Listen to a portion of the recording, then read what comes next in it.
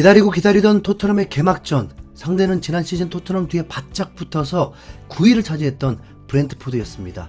강팀이라고 하기에는 부족할지 몰라도 일단 성적 자체는 토트넘과 비슷했다 보니까 만만하게만 볼 수는 없는 상대였죠.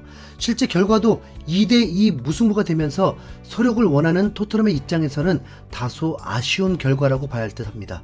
특히 부상에서 완전히 회복한 손흥민이 개막전에서 어떤 퍼포먼스를 보여줄지가 매우 집중되는 관전 포인트였는데요. 아쉽게도 공격 포인트를 기록하지 못하면서 솔직히 약간은 실망스러운 모습이었습니다. 손흥민은 이날 후반 30분에 교체됐는데 그동안 슈팅 시도가 2차례밖에 없었고 드리블도 2번 시도에 1번 성공에 그쳤습니다. 경기를 챙겨본 입장에서 손흥민의 모습은 혼자 고립되어서 외롭게 느껴질 정도였죠. 하지만 브렌트포드전은 첫 경기였을 뿐이고 이제 더욱 발전할 일만 남았다고 생각하면 오히려 긍정적으로 볼 여지가 더 많습니다. 손흥민은 이번 경기에서 경기 외적으로도 신경을 쓸 때가 너무 많았던 게 사실입니다. 왜냐하면 새롭게 팀의 캡틴으로 선임되면서 상당히 정신이 없었을 것이기 때문이죠. 손흥민은 인터뷰를 통해서 주장이 된 것을 발표 순간에 알았다고 하는데, 물론 이미 예상됐던 일이긴 하지만 그래도 정말 토트넘이라는 팀을 대표하는 주장으로 선임된 건 엄청난 사건입니다. 게다가 그냥 팀이 안정적인 상황에서 스무스하게 주장이 된 것이 아니라 주장인 요리스와 부주장인 케인이 동시에 팀을 떠나는 상황이기 때문에 손흥민에게 더 많은 부담이 될 거고요. 생각해보면 벌써 익숙해져서 그렇지 포스테코글루 감독도 새로 부임한 감독이고 프리미어리그는 첫 경험인 상황입니다.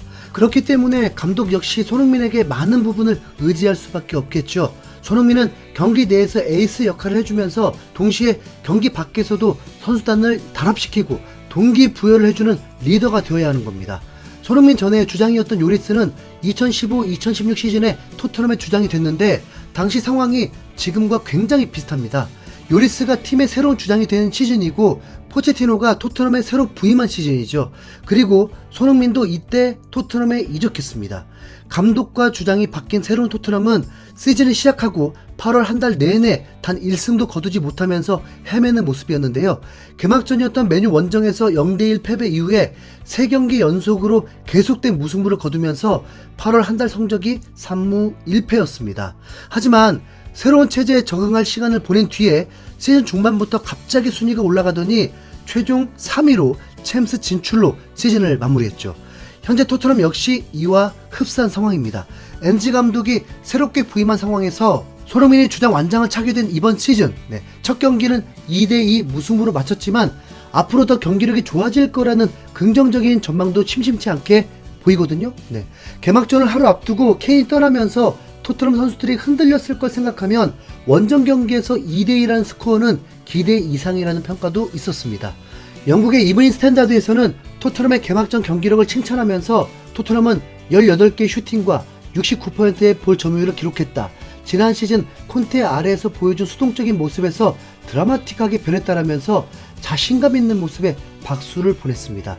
영국의 공영방송인 BBC에서도 케인을 떠나보낸 토트넘이 프리미어리그의 개막주에 브렌트포드를 상대로 흥미진진한 무승부를 거두며 새로운 시대를 맞이했다라면서 구단 역대 최고 득점자가 갑자기 이탈했음에도 재밌는 경기를 펼쳤다고 생각했습니다.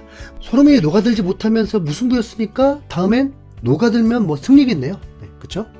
무엇보다 가장 큰 화제가 됐던 장면은 경기가 시작하기 전에 선수들이 모여서 파이팅을 다짐하는 장면이었습니다. 원래는 경기장 가운데서 모이는 게 정석이라면 정석적인 행동인데 이날 토트넘 선수들은 이상한 행동을 했습니다. 선수들끼리 뭉쳐서 파이팅을 외치기 전에 갑자기 경기장 한쪽으로 먼저 이동하면서 장내 아나운서와 팬들까지 의아했는데요. 브렌트포드 경기장을 찾은 토트넘 팬들에게 토트넘 선수들이 먼저 다가가 박수를 보내고 이어서 원정 응원석 앞에서 파이팅을 하면서 팬들을 위한 깜짝 서비스를 준비해 준 겁니다.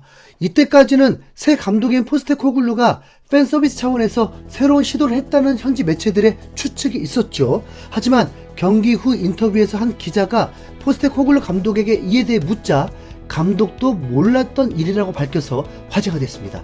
경기 전에 팬들 앞에서 선수들이 모인 건 처음이었습니다. 감독님의 지시였나요? 혹은 선수들이 주도한 건가요? 라면서 한 기자가 엔지 감독에게 질문했습니다. 해외 기자들 입장에서도 생소한 장면에 감독에게 이런 질문을 하게 된 거죠. 이 질문에 대해 포스테코글루 감독은 내가 지시한 일이 아니다. 난 이미 할 일이 넘치는 상태였다. 그것은 선수들의 주도하에 벌어진 일이다. 그리고 팬들 역시 대단한 활약을 했다라면서 자신이 시킨 게 아니라 선수들이 자발적으로 원정 응원을 한 팬들을 위해서 움직였다며 선수들에게 공을 돌리는 답변을 했습니다. 경기 후 손흥민은 인터뷰를 통해서 원정 응원석 앞에서 선수들이 모인 것이 자신의 제안이었다고 밝혔는데요. 원래는 경기장 중앙에서 하는데 이번 시즌 상당히 중요한 부분 중에 하나가 팬들이라고 생각했다. 이런 마음을 보여드리고자 그리고 하나로 뭉치는 모습을 보여주기 위해 선수들에게 팬들 앞으로 가자고 제안했다. 선수들이 좋게 생각하고 받아들여줘서 이렇게 할 수 있었다. 내 의지만으로 되는 것이 아니라 선수들도 동의하는 부분이기 때문이다라면서 주장으로서 토트넘 동료들을 설득해서 최초로 이런 새로운 시도를 했다고 밝혔죠. 손흥민이 경기 내적인 부분 외에도 분명 많은 것을 생각하고 있다는 증거입니다. 이전부터 손흥민은 팬 서비스가 좋기로 소문나 있었기 때문에 토트넘 팬들이 가장 좋아하는 선수가 손흥민이라는 투표 결과도 많았습니다. 토트넘 선수들이 갑자기 원정 응원석으로 사전에 말도 없이 다가가는 돌발 행동을 해서 몇몇 토트넘 선수들조차 혼란스러워했다는 방문객들의 증언도 있긴 했습니다. 하지만 손흥민이라는 새로운 리더가 선수단 사이에서 이미 많은 신뢰를 받고 있기에 이런 새로운 행동도 시도할 수 있었던 겁니다. 실제 이에 대한 토트넘 현지 팬들의 반응은 상상 이상으로 뜨거운 모습이었습니다. 손흥민이 로이킨 같은 강한 캐릭터가 아니라 주장감이 아니라는 사람도 있었지만 오늘 있었던 일을 봐. 그는 이미 완벽한 주장이야. 나는 오늘 경기 결과를 떠나서 우리가 하나 됐다는 느낌을 받았어. 최근 몇 년 동안 이런 기분은 처음이다. 손흥민이 경기 외적으로도 엄청난 영향력을 발휘하고 있다는 게 느껴져. 그는 진정한 리더야. 엔즈 감독이 자기가 시킨 일이 아니라고 했을 때 나는 곧바로 손흥민이 했을 거라고 생각했어. 역시 소니는 날 실망시키지 않았지. 지난 시즌의 불쾌한 경험 이후에 선수단과 팬들이 다시 연결되는 계기가 필요했어. 그리고 손흥민이 그 사실을 누구보다 먼저 알아차렸어. 이게 우리가 손흥민을 사랑할 수밖에 없는 이유다. 언제나 겸손하고 다른 선수들을 높여주는 손흥민의 리더십이 토트넘의 새로운 문화를 가져올 거야. 새 주장인 요리스와 새 감독인 포체티노가 결과적으로는 최종 리그 3위를 했던 것처럼 손흥민과 포스테코글루라는 새 조합이 토트넘의 챔스 복귀라는 성과를 만들어낸다면 정말 더할 나위 없는 결말일 텐데요. 케인은 미네드로 가자마자 우승하면서 12년 만에 트로피를 들 거라고 예상했지만 막상 0대3으로 완패를 당했습니다. 이렇게 미래는 솔직히 예측 불가능인데요. 손흥민과 엔즈 감독도 상상을 파괴하는 예측 불가의 시너지를 보여주길 기대합니다. 캡틴 손흥민 파이팅! 이상 흰수염고래였습니다. 감사합니다.